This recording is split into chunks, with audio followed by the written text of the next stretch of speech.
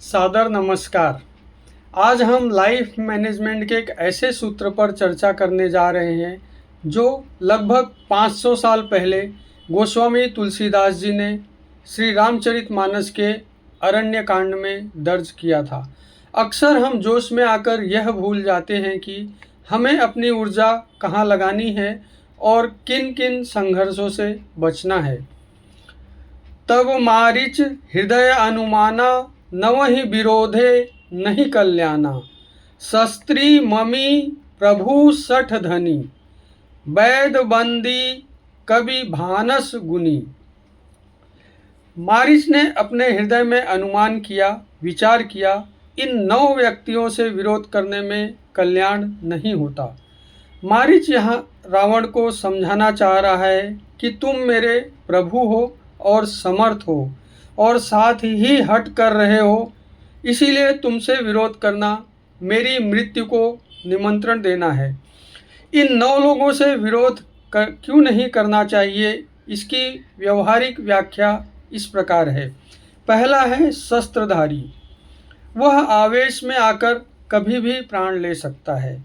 मर्मी, यदि वह शत्रु बन गया तो गुप्त भेद खोलकर जड़ से मिटा सकता है। प्रभु, वह दंड देने की शक्ति रखता है और जीविका छीन सकता है। सठ, मूर्ख से विवाद करना व्यर्थ है, वह बिना सोचे समझे भारी नुकसान कर सकता है। धनी, वह अपने धन शक्ति से न्याय और समाज को हमारे विरुद्ध कर सकता है। वैद्य, यदि वह शत्रु हो जाए तो वह दवा के नाम पर विष दे सकता है। बंदी, ये समाज में हमारी कीर्ति या अपकीर्ति फैलाते हैं। विरोध होने पर ये छवि बिगाड़ सकते हैं। कवि की लेखनी युगों युगों तक किसी को अपमानित या कलंकित कर सकती है। रसोइया, वह भोजन में विष मिला सकता है जिससे जीवन समाप्त हो सकता है। मारिच ने अंत में सोचा कि रावण के हाथों मरने से तो कहीं अच्छा है कि मैं अमृत के सागर प्रभु श्री राम के हाथों मरूं।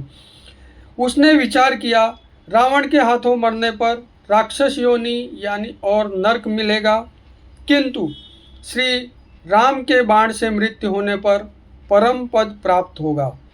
इसी निश्चय के साथ मारिच कपट मृग बनने को तैयार हो गया।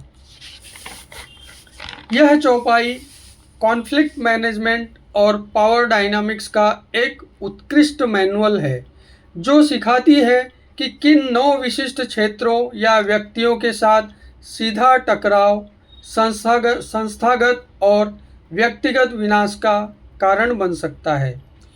कॉर्पोरेट संदर्भ में यह स्टेक होल्डर सेंसिटिविटी को दर्शाता है, जहां शस्त्रधारी यानी अथॉरिटी, मर्मज्ञ यानी स्ट्रेटेजिस्ट और धनी यानी इन्वेस्टर जैसे प्रभावशाली वर्गों के साथ संतुलन बिगाड़ना स्ट्रेटेजिक सुसाइड के समान है।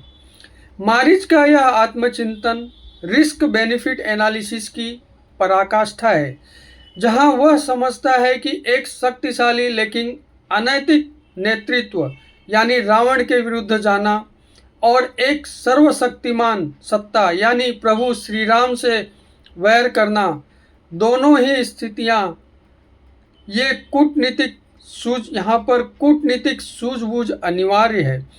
एक लीडर के लिए यह पाठ डिप्लोमेटिक इंटेलिजेंस का है कि अपनी सीमाओं को पहचानना और अनावश्यक संघर्ष से बचकर ही दीर्घकालिक अस्तित्व और कल्याण सुनिश्चित किया जा सकता है। अनावश्यक संघर्ष से बचें और सही निर्णय लें। अपनी सीमाओं को पहचानना एक महान रणनीति है। जय श्री राम।